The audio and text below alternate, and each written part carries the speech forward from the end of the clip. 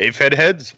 Welcome back to another episode of Sharing Our Pairings. We're live on Facebook, broadcast around the world on the Armed Forces Radio Network, and of course available on your favorite podcast catcher or on the YouTubes.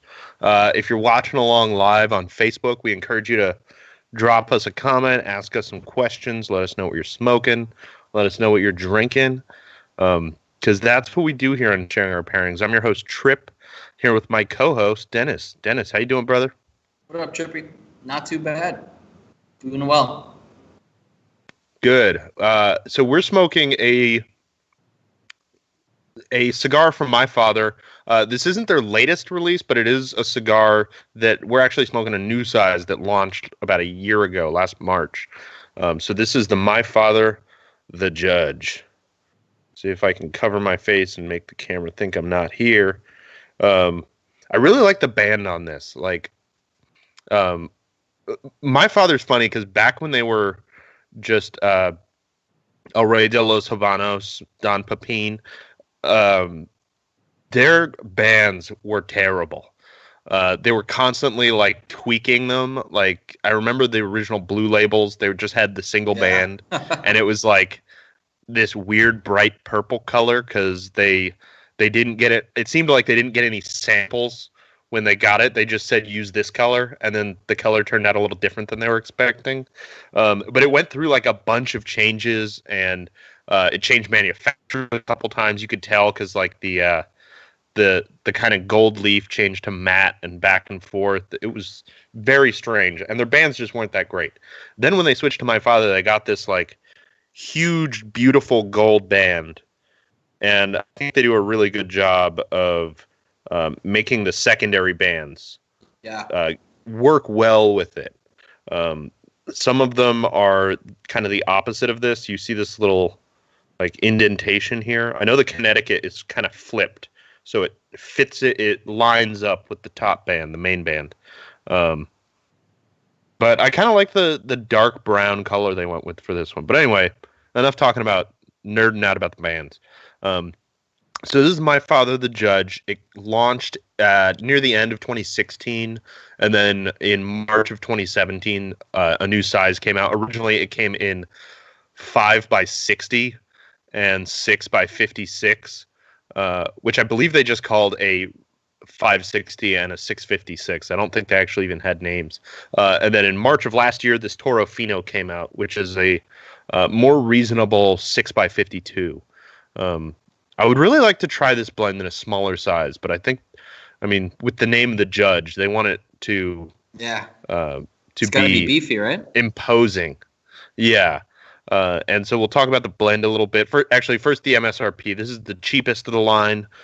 This Toro Fino at $11.70, I think, is the MSRP. Which means a box comes in, their box is a 24 instead of 23 like the other two sizes, which brings it at about $270 for a box. And then talking about the blend, the wrapper is Ecuadorian Sumatra. It's actually got a double binder, which I didn't know. I was just looking at the stats that I copied and pasted here. The binders are Nicaraguan Criollo and Nicaraguan Corojo. It's hard to say. Yeah. All right. Corojo, I always screw it up. And then the filler is Nicaraguan. And according to Half Wheel, it's La Bonita 2, El Pedrero, and San Rafael.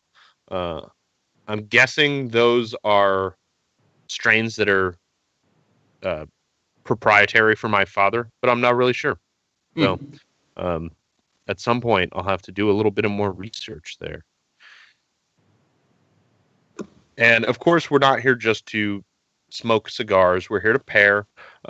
So I have smoked this cigar before, like we were talking about, but it's been a while. I think I smoked it when it first came out, early 2017, late 2016. So I wasn't really sure what to expect. So I went all over the place with my pairings here, most of which there's one thing that I've had out of the three. So we'll get into that in a moment. As far as this cigar, what kind of flavors are you getting? I think it's surprisingly spicy. at least spicier than I remember. I guess I can't say surprisingly spicy since it's my father, and everything they make is quite spicy. Um, but it's like I don't know. It's got a different flavor that I'm not putting my finger on. What do you think, Dennis? So the spice actually caught me a little bit off guard. I didn't expect it. But the thing that really stands out for me, just starting off the cigar, the first couple of minutes of it going, it really has this, I guess, like you said, you can't really put your finger on it. It's almost like an oak. I want to say oak, but Yeah, I know it's probably not. It's something else. It's similar to oak. yeah. It's like a cedary, oaky kind of Yeah. woodiness. Then there's a little bit of peanut, kind of almond, like a dry almond peanut kind of flavor. And the spice I think is more of a red pepper spice, which we don't usually get, or at least I don't usually get uh, from my father sticks. Yeah, it's a lingering spice.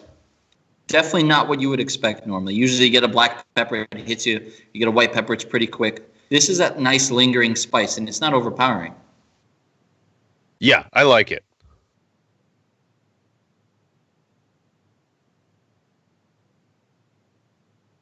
Sorry, I'm just posting that we're live, letting everybody out there know. Um, so I'm gonna start talking about my pairings here. So the first one is a pairing that I really was not sure about. I saw this at the grocery store, and we have a lot of options for beer at the grocery stores around here because and actually that's something that I'll talk about in a minute. But the craft beer culture here is it's here to stay. It's been here for a long time. Like the craft beer revolution of the '80s kind of uh, didn't really start here, but it really took hold. And so the craft beer scene here has been growing steadily for over 20 years. So our grocery stores, you can get like, I don't know, a couple hundred different beers at just a random grocery store. It's not like a lot of grocery stores where, in a lot of part of the countries, where you have a couple of local things, but it's mostly Budweiser and stuff. Like, um, I would say in the grocery store that I frequent, that's right down the street from me, my kind of local grocery store, they've got a 60-foot shelf of all craft beer or what they consider craft beer. So some of it is the stuff that is put out by the bigger companies as a craft label. But then for the macro brews, they've only got like a 30-foot section on the other side of the aisle. So it's like an entire aisle of craft beer, and then 2/3 of an aisle of the macro brew stuff. So the selection is pretty varied, and it's pretty easy to find something new. But I noticed that there was a new thing popping up, which was session meads, and I know you'd heard of this, but I have. This is the first time I've ever seen a session mead, and maybe the first time I've ever even seen a mead in a grocery store. Uh, this is from is it called a meadery? Called Nectar Yep. Creek. That's a Um, really nice label. yeah, it's really cool. The label kind of grabbed me a little bit. I have to admit. It is pretty So cool. this is called Waggle, and it is their Wildflower Session Mead. So to talk a little bit about Nectar Creek, they were founded by two brothers named Philip and Nick Lorenz in Corvallis, Oregon, in 2012. And it kind of started from a combination of three things, which I find really interesting. One was the main part basically is that they grew up in Oregon. So they grew up with craft beer all around, kind of part of the culture. And then they had always wanted to open a business together, like a joint venture kind of business. And then one of them, Philip, he had worked on a large scale bee farm for like a decade. And somehow they came up with the idea of making mead, making it all lower alcohol, which means or session mead, which is under 10%, I think, or 12, and usually carbonated, apparently. So all of these are carbonated. You kind of serve them like beer, I guess. Um, but they certainly don't look like beer. I mean, it's like almost clear. It's got like a pale pinkish hue, kind of it kind of reminds me of that. that orange or the apple juice that you get for kids on New Year's Eve, the sparkling cider. The color reminds me a little bit of that. It's kind of got a pinkish, yellowish, golden hue. So I'm going to take a couple sips of this and see what I think about it, and let you talk about your first pairing. Man, in proper style, I wouldn't just from Carden in New Jersey, Carden Brewing Company in New Jersey. I'm sorry. Their kind of annual. Yeah. Start over because I lost you for a second there, and so I heard like in usual fashion, and then it was just gone. Oh, it crapped out. Okay. So, yeah. In usual fashion, I had to get something ridiculous. I couldn't get something basic, right? So, Carden Brewing Company in New Jersey does an annual release, or I think maybe they do it a couple of times a year, but they take their regular imperial, they call it regular coffee. It's an imperial coffee cream ale, and they do a variation on it. And this is one of the variations I've never had before, which is really cool. Comes in at 12%, so it's pretty hot and heavy for, cream ale. Yeah. Yeah, that's but it's a hot unique. Cream ale. It's pretty unique. It's called Cafe and Kuchen, and 12%, man, it's a lot. But I have to say, you really can't taste it. It's really smooth. It's really clean. The difference with this particularly is it's got sweet cherries and it's got marzipan. So it has a really kind of subtle, it's not like overpowering cherries. You still get the coffee, but you have this really nice, imagine if you had like a marzipan candy. Just like a piece of marzipan with some, like a cherry filling. It's kind of like that. Really subtle. Is awesome. Cafe and Kuchen, is that coffee and cookie? Is that Kuchen, what Kuchen is? Kuchen, Actually, it's a good question because I always thought German, Kuchen was... but it's been about 15 years. To cook, like cooking or kitchen. I always thought that's what it was, but maybe one of the viewers can correct me. Cake. It means cake. Oh, cake. There you go. Okay. Yeah. So that makes sense. Marzipan, cherries. Awesome. Yeah, dude, it's a phenomenal beer. Like you would never think cream ale, and then you make it imperial, and then you add a bunch of stuff to it like coffee. It's all this wild stuff, and it fits just beautifully together. I mean, Carton is, they're like the acid of beer, meaning that they put flavors into beer that shouldn't work. And sometimes they're disastrous, but sometimes they work so well. And they take these weird concepts. Maybe acid's not the right one, but I can't think of a company that goes better. But they're doing things that most people think shouldn't even be done with coffee. And I lost Dennis's video, but that's all right. So I'm going to talk about my session mead here a little bit. So I did forget to mention they use 100% raw honey sourced from local sustainable beekeepers. And I mean, the ingredients in this are basically water and honey. And then sulfites, I think it said. Yes, sulfites. Which I'm not sure what those are exactly for, but maybe some flavoring. They say that it has a complex essence of Oregon wildflower honey, with flavors and aromas of ripe fruit and fresh honeycomb. But for me, I get a little bit of that honey flavor, but it's really, it's just really mild, really light. I could see enjoying this on a summer day, but I think this is completely a terrible pairing to go along with a cigar, unfortunately. It looks like, I hope Dennis isn't gone forever, but we'll see if he comes back. In the meantime, I'm going to try to relight my cigar and talk about my second pairing here. So my second pairing is Havana Club 7.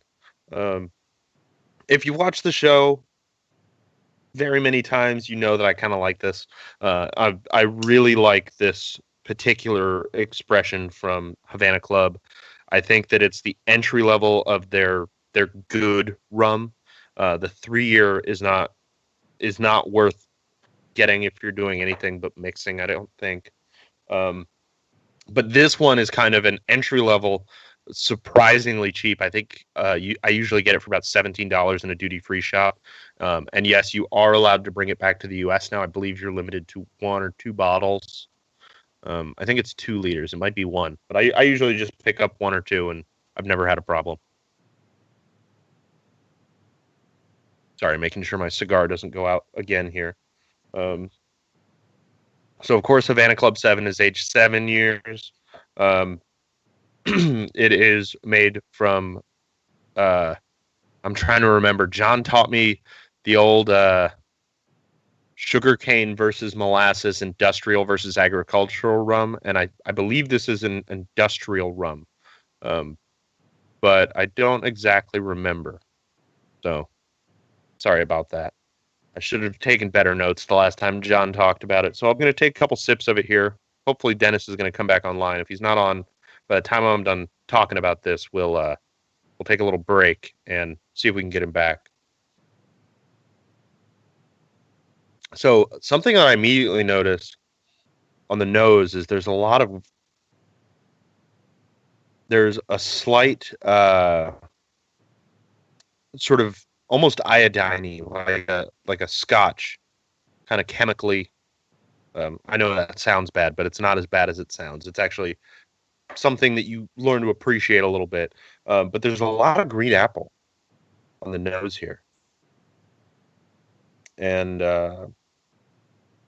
some definite like baking spices. And on the palate, it's mostly sweetness, a little bit of that signature bitterness that I get from the Cuban rums.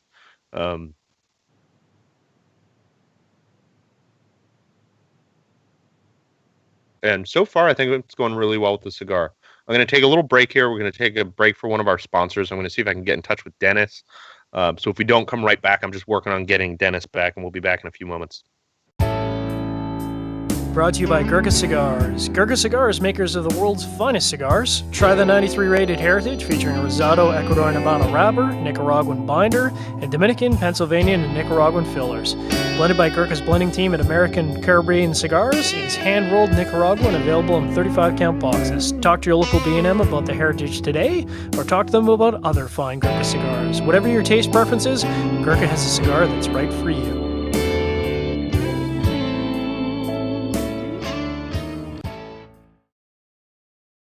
Here. Awesome. All right, we're back. We got Dennis. It seems like he had some, technical difficulties there, which happens to us constantly. There's a glitch in the Matrix. A glitch in the Matrix, yeah. That's the world of doing a show on the internet. So I'm going to take a couple sips of my Havana Club because I've been working on getting Dennis back instead of drinking like I should be. So Dennis, why don't you talk about your second pairing? And yeah, man. My second pairing is actually really, really subdued compared to my first. It's I specifically did this so that I can have something to clean the palate a little bit. Also a Cardin beer. This one is called This Town, and it's a lager. Compared to the 12%, this 4.9 is it's a refreshing to say the least. Mm-hmm. It's really nice. It's nice and clear. It's easy drinking. It's not in your face. This is one of those everyday beers. If you came home and if you're like a Budweiser guy or a Bud Light guy, just want a really easy, light beer to drink, this is it. Just, if you're a Budweiser guy that just wants a beer that costs 4 times what you're used to spending. Yeah, probably 4 times as much. But you know what? Quality ingredients, though, I have to say. And yeah, these guys... It does make a difference. When it comes to... Absolutely. And when it comes to ingredients, and especially when it comes to Cardin, in general, they put a lot of thought and they put a lot of work into all the beers that they make. So... like being somebody that drinks a lot of crazy beers in general, being a hop head, for me to go in there and to pick up a beer that not that hoppy, not too much alcohol, pretty simple flavor profile wise, it speaks volumes about the quality of the beer and the brewery. Yeah, definitely. All right, so I'm finding the Havana Club goes actually really well with this cigar. It's interesting that I'm getting more baking spice from both, like cinnamon, allspice, anise kind of flavors.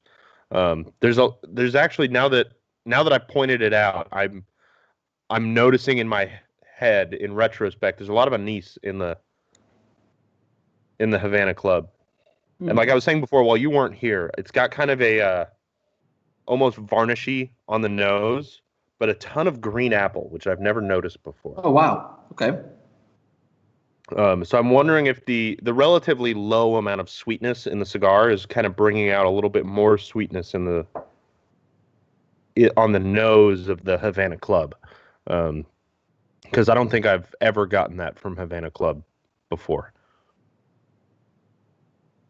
How's the this town going with the My Father? It's really nice. It's nice and smooth. It fits. It's a perfect match. The cigar. I mean, obviously, the cigar is pretty. The nice thing is the beer is not taking away from that. Yeah.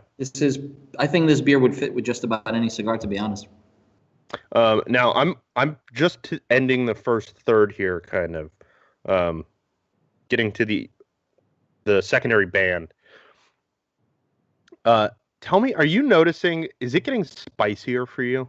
It is. I was just gonna say. Yeah. I'm noticing the spice ramping up, which is, maybe that's what was surprising to me, is that it was at the beginning it had a very intense spice, but it was kind of pointed, meaning it kind of only hits you one spot on your palate, kind of on the sides of your tongue and the tip. And I'm finding now that it's less of that red pepper spice that I was getting before, and a lot of like heavy black pepper punch in the mouth with black pepper. Yeah, the black pepper is really pronounced now. It's not the same level of spice, like you said. It's not lingering. It's very quick, punchy, and a lot of those woody flavors are still popping out. Yeah, and it's a very dry cigar in the sense that a whiskey is dry, where there's, like I was saying before, there's really not much sweetness to be found in this cigar. There's a little bit, but it's this isn't one of those kind of chocolate bar sweetness kind of. Oh no, definitely not. There's definitely some dry cocoa, but there's almost no sweetness.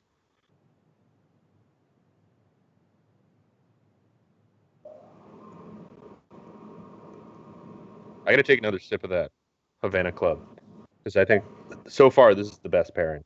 The waggle didn't waggle my tail too much. It was all right. I think you missed that because you got disconnected for a minute. It's just completely overpowered by the cigar. I feel like if it was sweeter, if it was more intense, if it had more complexity, it would be a good match for the cigar. But the waggle is just kind of, it tastes like something that I could just drink 2 bottles of in a night when I'm like out on the deck and it's really hot by the fire. Like when you're trying to stay hydrated and drink at the same time. And Dennis, do you have a little emergency? Do you have to run away for a minute?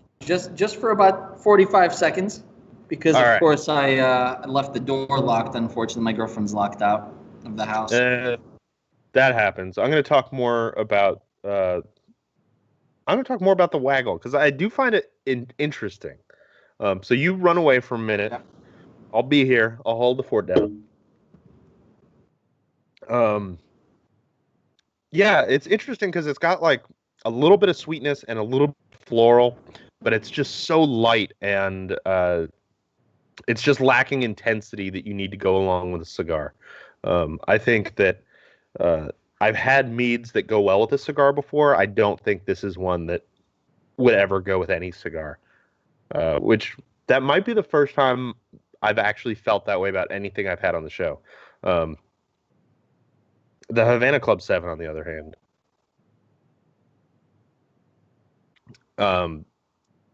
man, the spice in the Judge really brings out like some layered sweetness.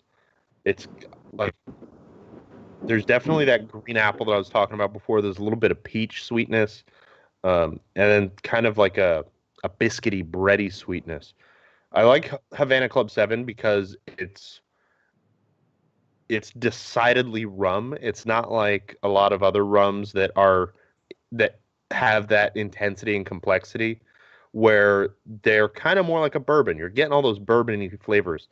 I get no bourbon flavors from this. I get a couple of Scotch-like flavors, like the fruitiness and the sweetness. But it still manages to be complex, which I feel like a lot of rums are just overly sweet and just weak on every other front except sweetness. That was actually always my issue with rum in general. I never liked it because it was just too sweet for me. And then I started getting into stuff like Florida Caña, which has more complex flavors, more of that vanilla note comes out. And man, there's a lot of great stuff out there rum-wise. And now I'm like almost a regular rum drinker, which is crazy. I never was. I'd say I drink rum at least one night a week. Not excluding sharing our pairings. That doesn't include sharing our pairings time. So I'm going to talk about my last pairing, which I'm really excited to try here. Actually, before I do that, we're going to take one more break. We'll be right back after a quick message from our sponsor. This show is sponsored by Cigar Oasis. Don't spend all your time worrying about your cigar wrappers cracking, splitting, or falling apart from humidity fluctuation issues. Set it and forget it by choosing Cigar Oasis, a professional solution which provides equal distribution of humidity with precise electronic controls. Monitor your cigars through the internet using the Smart Humidor Wi-Fi attachment. Why don't you spend all your time enjoying your cigars and relaxing, and let Cigar Oasis protect your cigars? Cigar Oasis has solutions for any humidor. Make sure you set it and forget it today. All right, and we're back. I'm going to talk about my last pairing here, which, like I was saying before the break, I'm really excited to try this one. I've cheated a little bit, but I'm excited to see how it matches up with the cigar, which reminds me I have to make sure my cigar doesn't go out. You know, we're actually smoking about the same for once. I'm not ahead of you. You're smoking pretty slow, I think. Either that or I'm powering through. You might be powering. I mean, it's possible. Sometimes I do it during the show because I'm talking so much, trying to keep my cigar going, trying to coordinate the drinks and all that. Jose says hello. Hello, Jose. How you doing? So Jose had offered some of the Willetized a couple weeks ago. Dennis got me hooked up, Jose. So don't you worry. Drink yours and enjoy it. So what I'm drinking here, this is a very confusing beer, not because of the awesome label. Very cool. But because they have two very similar beers. This is Feckin de los Muertos, which translates to Feckin of the Dead. So Feckin is a brewery in Oregon City, Oregon. An Irishman moved to Oregon, opened a pub, and started selling homebrewed beer in 2011. In 2013, he opened a 7-barrel brew house as part of the pub. And the beer was always called Feckin because that's where he's from in Ireland. So him and his son are co-owners. Again, it's based in Oregon City, Oregon. But this is Feckin de los Muertos. They have another beer called Feckin Dia de los Muertos. Which is very confusing. So the other one is an imperial porter aged in whiskey barrels with some house-made horchata and espresso, or cold brew added. This one is Feckin de los Muertos. It is a version of their top of the feckin' morning Irish porter. I'm trying to get it to focus, but it keeps focusing my face. I love the label on this. It's so cool. It's incredible. They describe it as an espresso milk horchata porter. And so I'll actually hold it up one more time. The entire description is in Spanish. So I had to go to Google Translate because my Spanish isn't that good yet. I'm learning, but I can't just read a bunch of words like that. But what it does say is that it's flavored with cinnamon, vanilla, and rum barrels. And the way the translation comes through, I'm not 100% sure it's aged in rum barrels or if one of the components is aged in rum barrels. But anyway, it's a milk porter with vanilla, cinnamon, and rum barrel flavor somehow added, whether it's barrel aged or not, with espresso and chocolate. And then, of course, milk solids to make it a milk porter. That's a whole lot of flavor. Yeah, there's a lot going into this. There's a lot going on. Yeah. Interestingly, with the other version, with the Dia de los Muertos, they actually make horchata and mix it in. So cool. I need to hunt that one down because I'm curious to taste the difference. And at first I thought maybe they're just different descriptions of the same thing. But the other one is 8.5% ABV. This one's only 5.8. The other one's 15 IBUs, where this one's 30 IBUs. So this one's got a little more of that bitter backbone. But I think I need to get them both and do a side-by-side comparison. So why don't you talk about your next pairing while I take a couple sips of this feckin' beer and see what I think. You're making me look to be like some kind of an alcoholic. I got another 12% beer going on right now. Hey, so, I've had nights like that. I've talked about the Imperial Cream Ale, right? Their regular coffee is a pretty popular release. They do variations, right? So this is one of their most, if not the most popular variation that they release of the same beer. So Imperial Cream Ale, and it's called Cafe y Churro. That's one I've heard a lot about. Yes, this is the one, if you're in the beer community, this is the one that a lot of people talk about. And for good reason. It's totally killer. Same kind of deal. The base is coffee. It's an Imperial Cream Ale, coffee base. And then what they do is they add cinnamon and vanilla. And it gives it that sort of like churro kind of sweetness. And I think they add sugar because it's really sweet. Like they must add lactose or something else. I would think so. One of the we talked about it very briefly before, but one of the things that Carton does really well, and I've only had a couple of their beers, but one of the things they do really well is they come up with an insane concept and then execute it and turn it into a good beer. Yeah. So they think of, like, for regular coffee, I think I've heard he was in a diner or something and he was like, we should just make a beer that tastes like diner coffee. Yep. And then went out and did that. And for Cafe y Churro, it's, what if you had that coffee, but then you also ordered a churro? And they just turn that into a beer. And there's one based on like a pastrami sandwich, right? Oh, that was a special release for a beer festival. I think it was like a one-time release. And people said it was insane. It was like a rye pastrami sandwich kind of ale. Yeah, they come up with insane things. We had their peach swisher, which is peach swisher. Like, I mean, how do you come up with that? Of like, all places. Yeah. Like, I want this beer to taste like a cheap flavored cigar. And it did. And then you make it taste that way, and it's amazing. And it's just crazy that they're able to execute on these insane concepts every single time that I've experienced them, at least. They're solid, and I think they're in the top five breweries of New Jersey, which I guess I don't know if that says a lot or says a little bit. A lot of people are kind of on either side of the fence when it comes to New Jersey, but a lot of good stuff comes out of there. So don't knock it until you try it. The only problem is that it's still New Jersey. It is. Yeah, it's still New Jersey. And to be fair, distribution is really mainly in New Jersey. Some of it does go out to New York. I've seen some of it in New York, and I've seen some of it in Pennsylvania. But I think that's about it. And I believe they self-distribute as well. Yeah, so that makes it a little bit harder. And they're one of those East Coast breweries that's just like red hot all the time, where they can't make enough beer to distribute anywhere else.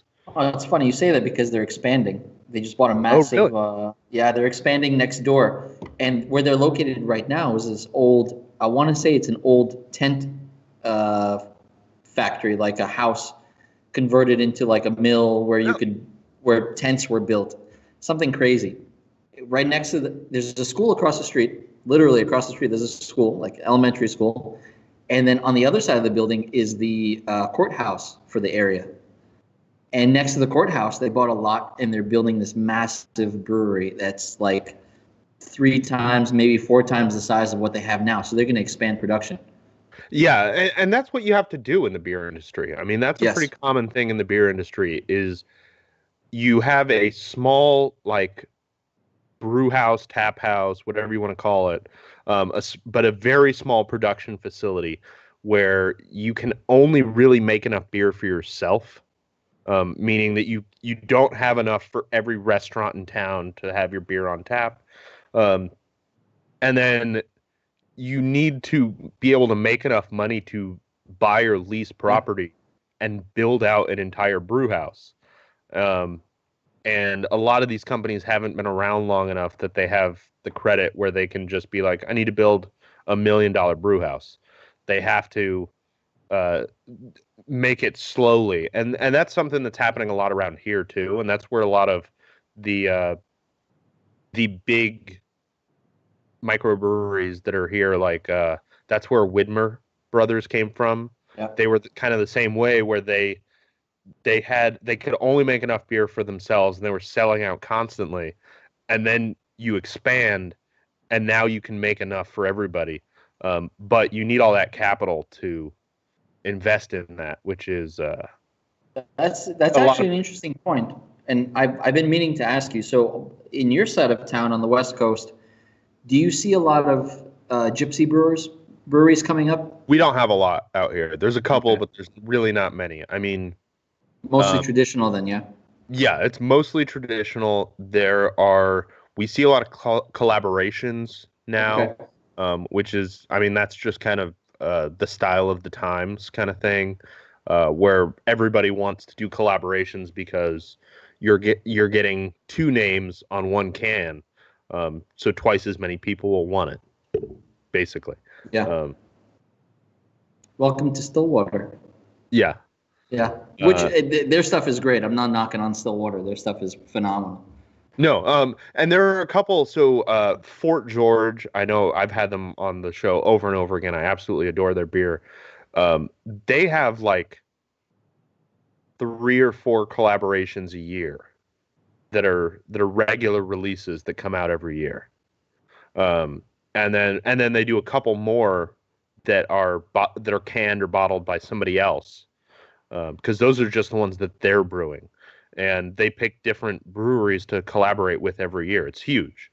But the interesting thing about that is it's a lot like a cigar collaboration. You're kind of combining the vision of 2 different palates, which is always interesting. Or with Fort George, they've one of the regular releases is they partner with 2. So it's a trilaboration. Which is always exciting. I'm trying to remember the word. As Caldwell would say, or Boofy, yes, it's menagical. It is, absolutely. Yeah, it's a great point. So back to the beer. I'm drinking this. I know we've had at least a couple people just join us. Harley Holmes just joined and is a little bit sad that he missed the beginning. I'm drinking the Feckin' de los Muertos here. It is, as far as I can find, it's cinnamon, vanilla, coffee, chocolate, and milk solids added to a porter and kind of meant to mimic horchata and then aged in rum barrels. It doesn't have a ton of sweetness. You definitely get like the cinnamon, the vanilla, and that bitterness of the chocolate and the coffee together and the hops, of course.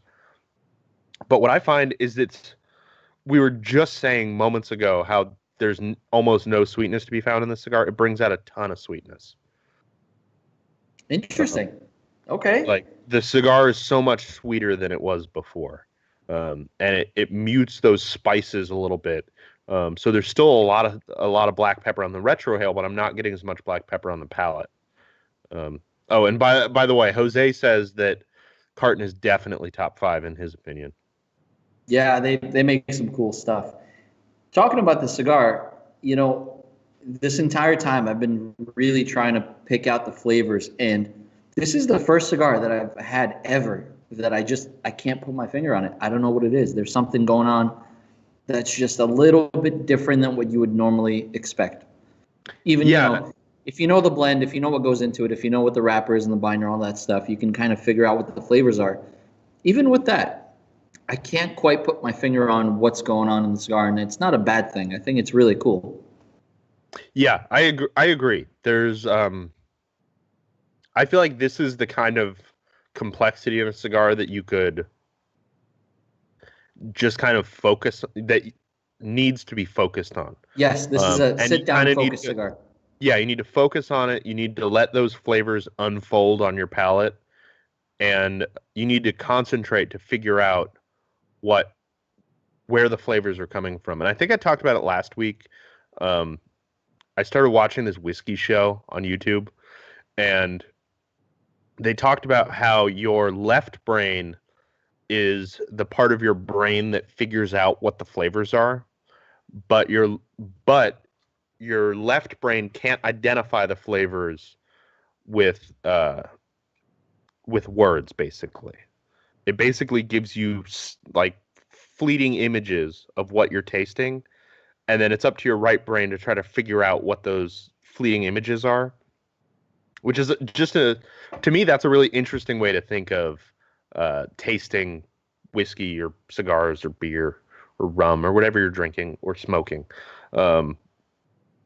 And I kind of feel that way, where you can take a draw off this and you taste that flavor and you're going, that tastes familiar. You have a memory that matches up to that, but you can't place where it is. You know, I'm getting this like really intense cocoa, like really dry, absolutely pure, like over 90% type kind of cocoa, like really, like just powdered solid cocoa. Yeah, exactly. Like hot chocolate mix that doesn't come with any sugar mixed in. Yeah. Very interesting. Yeah, this is this cigar is a lot more complex than I remembered it.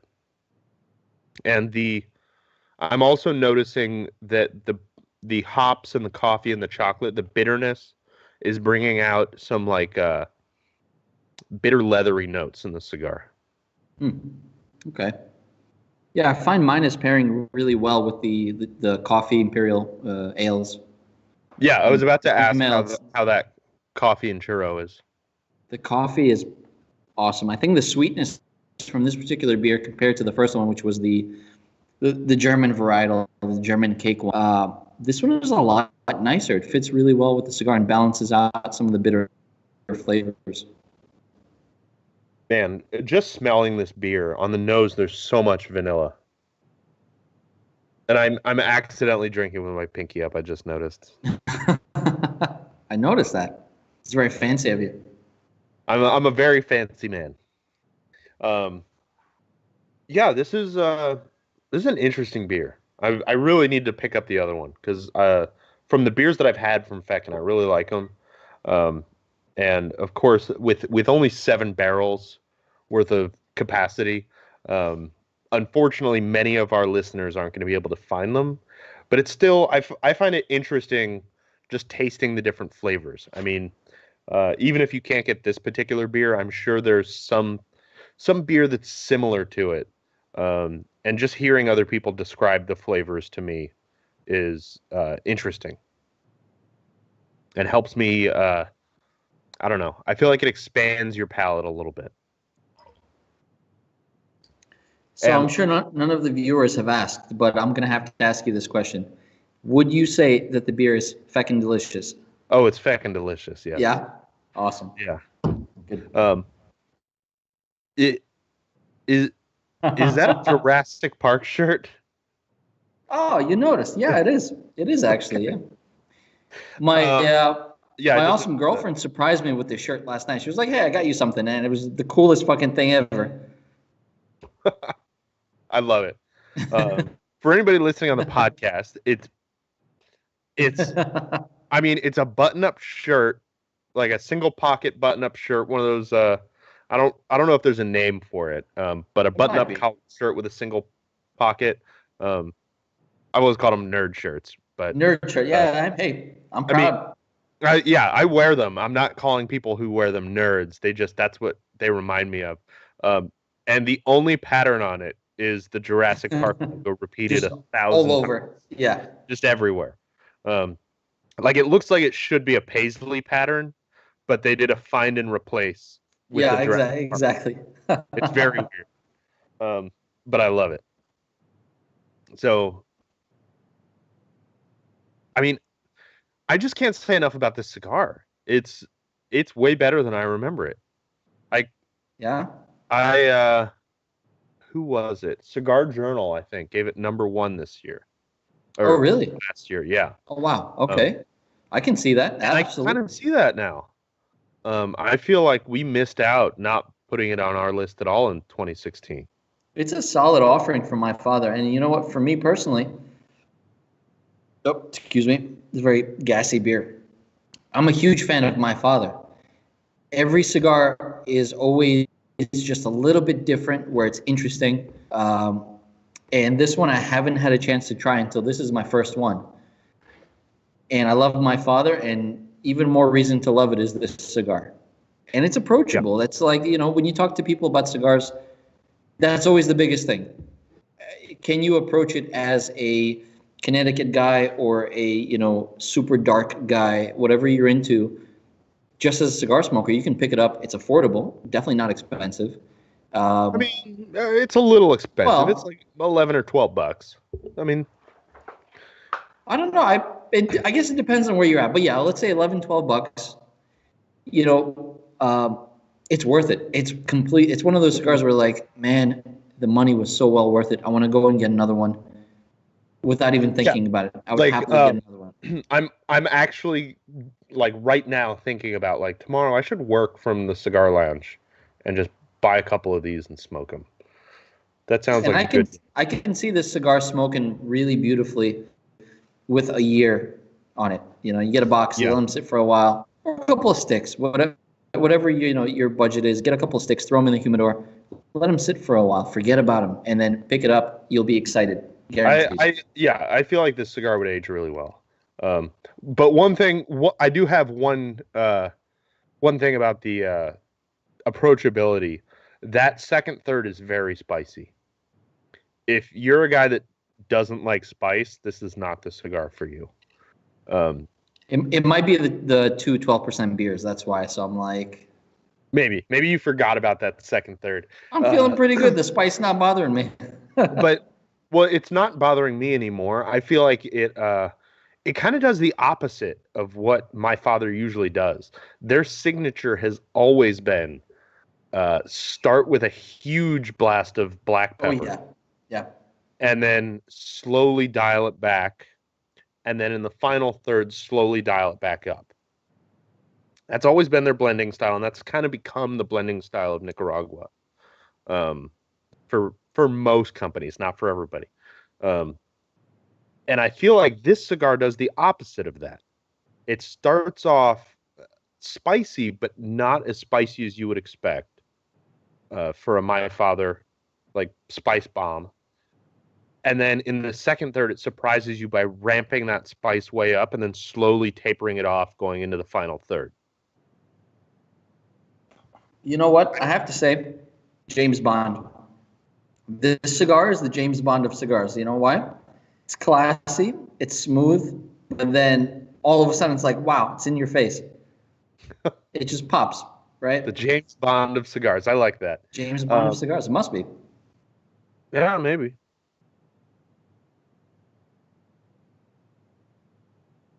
And the bands, man. Talked about the bands at the beginning of the show. They're gorgeous, but also the paper, like taking the band off, it just feels good, right? That's one thing about my father. They've got quality. that weighty paper. It's like they don't use that cheap stuff. And it's got they put a lot of thought into it, and it's one of those things that people overlook, I guess. As cigar smokers, most guys I've seen kind of rip off the band and throw it away before they even start lighting the cigar. And it's a nice little touch. I save mine, and I do as well. Yeah. Well, so I'm going to reveal something right now. This is after, I think maybe about 2 years worth, saving about probably 85-90% of my bands. I've got this paint can full. It's almost all the way full here. And I kind of like looking at it because I can remember like right here. That was the 7 by 70 that I smoked on sharing our pairings with Barry when we did the Asylum show. Yeah. So I mean, it's just interesting to me that this is like 2 years of memories piled up in as paper. It's kind of cool. I saved mine as well, and I've been saving for some kind of an art project. I used to make coasters with my bands, and I want to do a mosaic of Pulp Fiction, actually. Honestly, I've been saving my bands for about. I mean, I've got bands that are over 10 years old, and I've never done a single thing with them, man. Oh, you will. You'll get there. Someday I'll find something to do. But at this point, I haven't figured out anything that is interesting enough for me to do with them. So I'm just still saving them. And eventually the thing that I always do, like when it needs to happen soon, because this little paint can's almost full. I've never seen a clear paint can. That's really weird. My wife got it from like the craft store. It was a thing that was just in the garage, and it was like, oh, I'm going to use this, because she wasn't using it anymore. But what I do is I'll flatten them out, and once they're all flat, I can just stick them in a bag, and it's a lot easier to store because I mean this is mostly air. Yeah. Oh, and Chico Ray forgot about the show and missed it.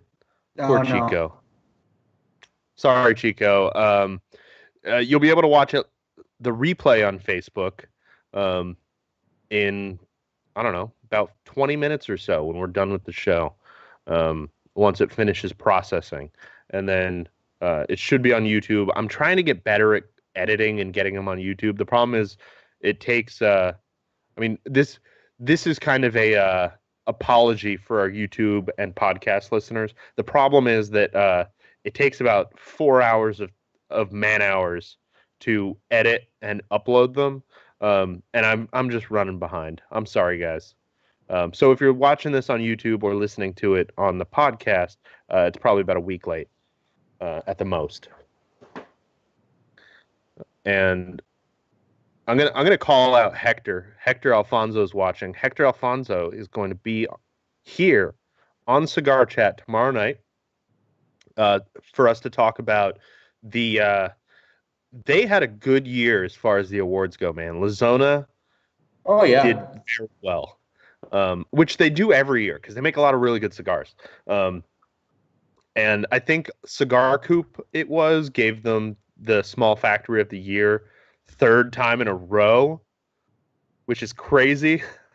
And of course, a couple of their cigars were on our list. He was trying to be incognito. He missed it. Sorry, dude. I'm promoting your show for tomorrow. So he's going to be on the show tomorrow on Cigar Chat. Come ask your questions. Anything you've ever wanted to know about Lazona, Hector may or may not be able to tell us, depending on how secretive he is. Ask all the questions. You have to. Lazona is one of those places. Really cool. We were there. We've been there twice now.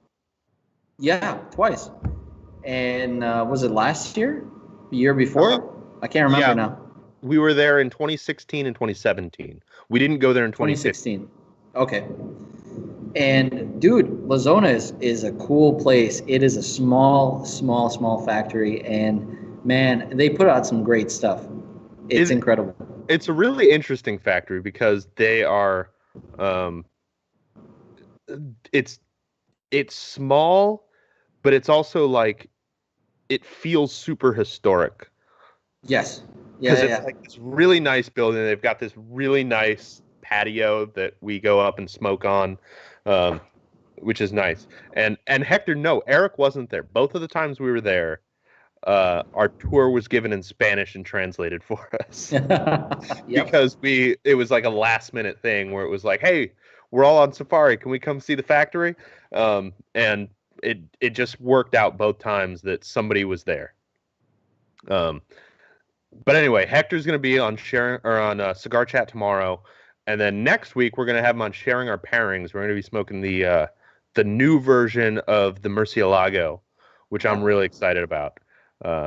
I think that's one of the standouts from the show that didn't make it onto our list, not necessarily because it wasn't good, but just because I didn't smoke enough of them. I smoked it at the show, so I didn't really get a great idea of it. But anyway, tune in tomorrow night to see Hector.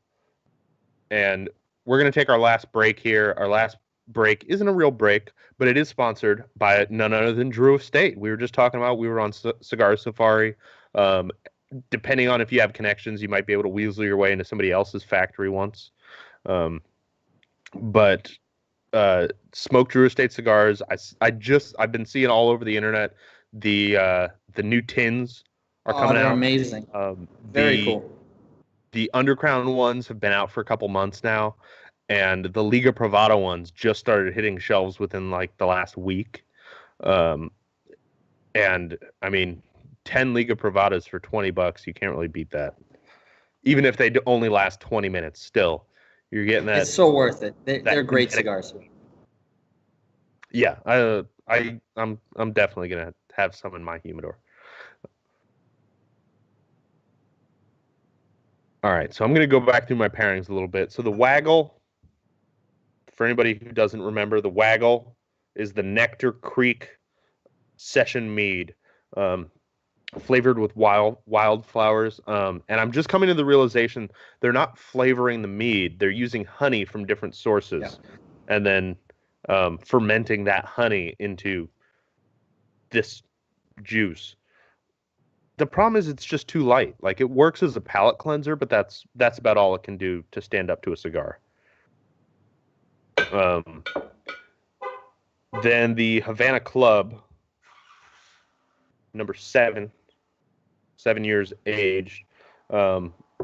This one goes really well with the cigar. It really brings out that spicy character. I'm going to let Dennis talk about his first pairing while I take another sip of this, because I want to see how the final third stacks up. The Havana Club, man, that's really good stuff. Even the 7 year, it's a solid rum. Yeah, I was saying actually, this was again while you were off in the ether with your in the Matrix. Yeah, while you were stuck in the Matrix. I was inside the mainframe. That's what it was. I was saying how the 3 year I really only recommend as a mixer. I mean, I can't recommend anything more than a Cuba Libre. Like, if it's less than half Coca-Cola, I don't think the 3 year is worth spending money on. Yeah. It's not a terrible rum, but it's a terrible sipping rum. It's just too sweet. There's no complexity. The 7 is the entry level for their sipping rum, in my opinion. But at like a $17 entry level, that's pretty reasonable. I mean, the most I've ever paid for a bottle of 7 is, I think, $25 I think that was in the UK. And it's just a solid sipping sipping rum, rather. I want to say I think I paid like $10 or $11 for the 7 in Cuba. Yeah, that sounds about right. I mean, in Cuba it's cheaper. Yeah. When I got it in the last couple of years that we went on safari, I picked some up in Mexico on my layover, because it's a layover where you have to leave security, but then you get to go to the duty-free shop and then leave, or then go back through security. So you're allowed to get stuff from the duty-free shop.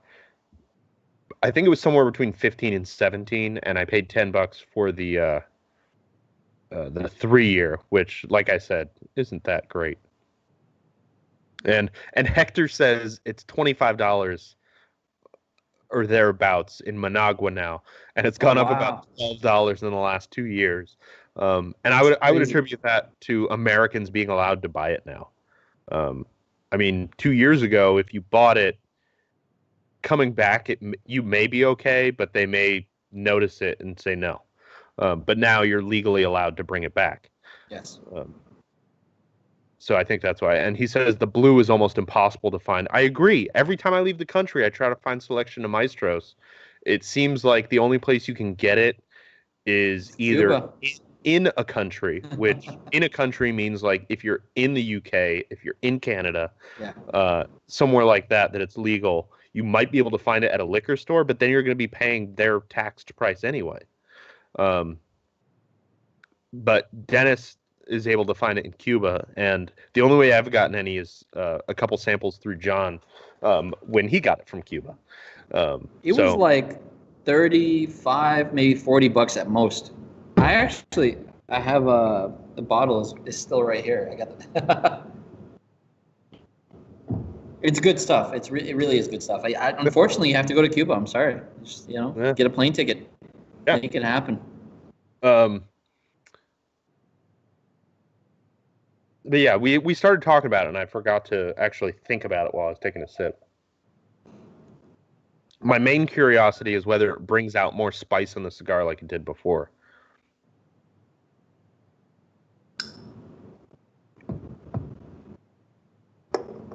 Not really. There's a little bit. There's still spice, but it's not amping it up like it did before. Oh, there it is. It just did on the retrohale in the back of the throat. It does bring out more pepper. And a thing that I really like about it is the cigar makes the rum taste a little less sweet than it normally tastes. Because even though it's not a super sweet rum, it's still got a lot of sweetness because it's made from sugar. And the cigar kind of dials back that sweetness a little bit. Before I talk about my last pairing again in closing. Chico Ray says he wants to get some Papa Fritas tins for his upcoming wedding for his groomsmen. He mentioned his groomsmen previously, so maybe. But he wants to get some Papa Fritas tins and wants to know if we have any pointers on how to get them. Off the top of my head, I don't know of anybody who still has them. The problem is, like, I have maybe. Oh, that's what I was going to say. So I have a couple tins. I think I have 2 tins that I got from Cigar Bid. So now I just buy Papas Fritas from the boxes, like 5 packs or 10 packs, whatever, and then just fill up those same 2 tins whenever I am running low. But so Cigar Bid is one place to check. Basically, any place you can get a 4-pack or an 8-pack instead of a 5-pack or a 10-pack might still have tins. The problem is the tins were discontinued in 2016, I think. It might have been 2015. I think it was 2016 when they converted to the 50-count box, which made the cigar like $1 cheaper, which was awesome. But everybody loves those tins. They're awesome. Yeah, sorry, Chico. I don't know of anywhere, but I'm sure somebody still has them in stock. At least I would hope so, for your sake. I'll let you know if I had noticed them anywhere. All right, so I've been going back over my pairings, but you haven't been going back over yours, Dennis. So why don't you go over your pairings a little bit? I keep thinking about them. I have to say the Helles Lager. That was my palate cleanser, and it's good. And I'm gonna kind of leave it for last, only because it really didn't add anything to the experience. It was just a really nice in between. The real question is, which of the 2 coffee imperial cream ales was best? And I have to say, I'm really leaning toward the churro. The sweetness balances out the spice in the cigar in the last third, and I feel like it was a good. It was a good combination, going with the German one, which was you still get a lot of the coffee, but it's not as intense, and it went really well with the first third. And then the final third closing out with the churro was really awesome. The sweetness balanced out the flavors and really brought out a lot of the really oaky kind of cocoa flavor of the cigar. Yeah. I really agree with the churro. Because even though I don't have that beer, the beer that I'm drinking does have cinnamon in it. Give it and a I feel like days. that cinnamon note goes really well with it. Yeah, absolutely. Like it's the cinnamon brings out a lot in this cigar. It's a weird thing, cinnamon is a palate cleanser in one way, but it also helps liven up some of the flavors that are a little bit more subtle. It helps bring them to the front. I feel like it brings out a little bit more sweetness, which is very subtle in this cigar. And it also brings out a little bit more of the that kind of oaky wood you were talking about before. I don't know if it's the German beer, but I have to say the cigar is kind of like, it's got this almost like a marzipan cream to it, if that makes any sense. I would actually, I was just gonna say that in like the last half of the final third, Yeah, I'm about the same way. There's definitely a little cream in there for sure.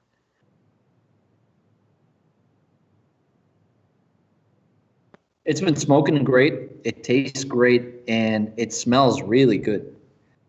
Like, I'm going to go back to this room in an hour when I'm done, and I'm going to come back and just smell the air. It's going to smell so good.